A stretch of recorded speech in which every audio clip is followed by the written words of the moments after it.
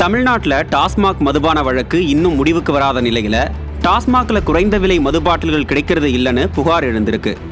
140 ரூபாயிலிருந்து 170 ரூபாய் வரையிலான பாட்டில்கள் இல்லைன்னு, அதுக்கு பதிலாக 250 ரூபாய் பாட்டில் மட்டுமே கொடுக்கப்படுதான்.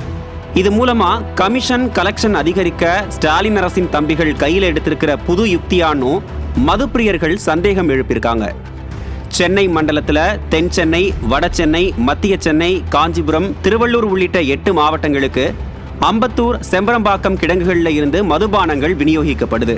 இங்கெல்லாம் மாலை 6 மணிக்கு மேல விலை குறைந்த மதுக்கள் இல்லைனோ, விற்கப்படாத மதுவை தங்கள் தலையில கட்டுறதாவும் மதுப்பிரியர்கள் ஆதங்கப்படுறாங்க. கேட்டா வேணும்னா வாங்கு, இல்லனா போன்னு ஊழியர்கள் திமிரா பேசுறதாவும் ஆதங்கப்படுறாங்க.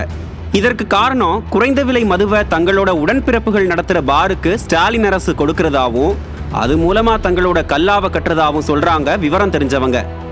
ஏற்கனவே பாட்டிலுக்கு 10 ரூபாயிலிருந்து 30 ரூபாய் வரை அதிகமாக வாங்கி பாமர மக்களோட பணத்தை கொள்ளையடிக்கிற கரூர் கம்பெனியும் தம்பிகளும் இந்த புது யுக்தி மூலமா மேலும் பல லட்ச கோடிகளை சுருட்ட வழி பார்க்குறாங்களா?